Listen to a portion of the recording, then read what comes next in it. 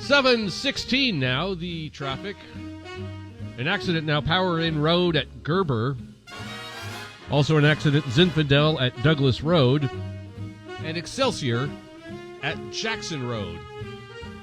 To the phone now, here is Dan in Sonoma. Sean, there's something that people don't think about in response to Dan from Elk Grove's call with Gavin Newsom and that very surreal fantasy that he painted about him being in a target. And I've said this a number of times. When you see Gavin Newsom in front of a camera, and this happens more often than it doesn't, he's high. And I'm not joking about that because, the technology is so good, you get to see more of the person's profile, even little blemishes on their skin. But you look at his eyes, and he's completely high. And what's probably happening is that he is suffering from long-term cocaine exposure. And we don't, I mention that because most people, certainly not this audience, we don't think along those lines because we don't do drugs, so we don't have those sort of effects. I bet you Newsom obviously is not the only one that does this. I mean, Bill Clinton did this back in the day. He was probably high with marijuana. But again, the long-term thing is no joke. This is the guy that's running the state of California. So he's got this.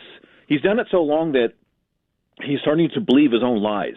Expect more, pay less. It's pretty scary. But that's what's going on here. You expect more, pay less. Yeah. You don't believe he shops at Target either. I don't think he's ever been to it. I think he's maybe passed by one once. I don't know. And what would he buy if he's getting in there? What would a Gavin Newsom go into a Target? Think about anything that's in the Target store that he would possibly need. I would like to see him at the Target store on Broadway over here in Sacramento. That would be funny. That's where he should go. I think people over there would have a lot to say to him. They would enjoy it. Well, if it's true, and we know it's not, the person that he insulted can sue Gavin Newsom for slander and defamation of character. The whole thing's fake. I mean, that's the world of politics these days. It's pretty sad. Hey, did you hear that John Kerry has stepped down from climate change czar, and the replacement was John Podesta? John Kerry walks into a place in Ohio, I think it was, and says, Is this the place where I get me a hunting license? And my first thought was, why didn't they bring that child prodigy, Greta Thunberg, onto the scene? Bring her into the administration. Dan, doesn't she have school today or something? I don't know. She's over 18, so we can make fun of her on a different level. Oh. But yeah, the so-called child prodigy who knows more than anybody else about climate change. How dare you? Why not bring her in as an expert for this man-made disaster that Republicans have brought upon the world?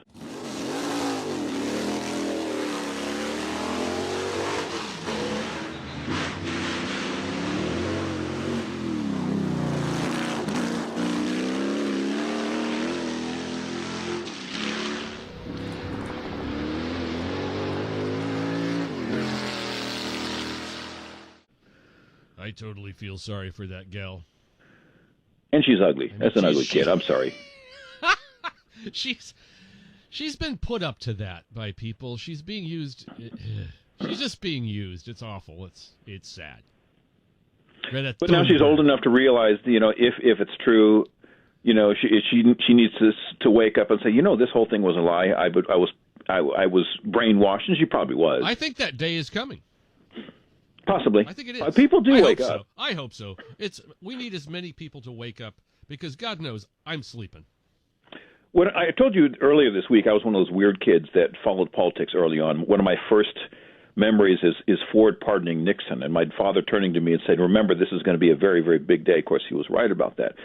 I mention it because I watch a lot of YouTube, and the clips from Richard Nixon back in the day when he was interviewed. This is post Watergate. I'm really starting to appreciate how smart this man was. When we think of the media in this country, the problem is that they have a sense of self-righteousness, a double standard on issue after issue after issue. They can find everything wrong with somebody else, but they will not look inside and ever admit that they could be wrong themselves. And what was involved here in the Watergate thing was the unfairness of it. Oh, there was a legitimate thing to investigate, but they refused to balance it. They allowed their advocacy to get ahead of their reporting, which is their job to do. President Eisenhower in his farewell address wrote about and warned against the power of the military-industrial complex. I didn't get a chance to make a farewell address, but when I get old enough and decide to retire, and I'm not planning it at the moment, but when I get that old, if I make a farewell address, I think I would warn against the media elitist complex. The media is always talking about the imperial presidency, the power of the imperial presidency. I think we ought to hear a little bit of discussion of the imperial media and its power. You see, presidential power is limited by the courts, limited by the Congress. The media's power is unlimited. And some would say, but what about libel suits? Forget it. After the Supreme Court's decision in Sullivan versus New York Times a few years ago, a public figure cannot collect in a libel suit against newspaper or television unless he can prove malice. And there's no way that that's going to be possible. As far as the media is concerned, all we can hope from them, if they're going to be responsible, is self-analysis, self-criticism, and some of them are trying with their ombudsman and the rest. The other thing is competition. But what we see in terms of newspapers across the country is more and more places where there's only one paper. Take Washington, D.C. Since the Star left the scene, the Washington Post is the only major newspaper being printed in the most important capital in the world. I wouldn't like to leave the fate of this country to the editors of the Washington Post. He was paranoid, but he surrounded himself with paranoid people, hence the Watergate thing. I mean, what a stupid idea to break into the Democrat headquarters to find something. I mean, what were they going to say? Hey, look what we found. And they say, how'd you find it? And they say, well, we broke into the headquarters. Well, what was their main point anyway? I mean, everybody knew that he had that election sewed up. I mean, what were they looking for? I don't know. Figure out what. I don't know, but it was a stupid idea. It destroyed a very intelligent man's life, but his reputation was ruined forever. But I still like President Nixon, and watching these little YouTube clips of his.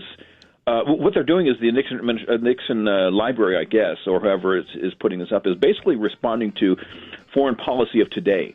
Because you had, who was it, Anthony Blinken make mention of something, one of the attacks in the Middle East. And Nixon had probably some of the best foreign policy we've ever seen. And I kind of wish we had his wisdom today. So, Dan, are you invited to any Super Bowl parties this year? Not as yet, no. I bet you will be. Okay. I shouldn't comment because everyone's having a good time with the Niners being in. I don't want to depress everyone. I do that every morning with you guys. I don't even watch the NFL anymore, so it doesn't mean I won't look in on the game. It depends on what the family's doing. All I care about is pitchers and catchers report in baseball in a week or so. That's right. All right. Did I just uplift people? Did I make people happy? This is a first.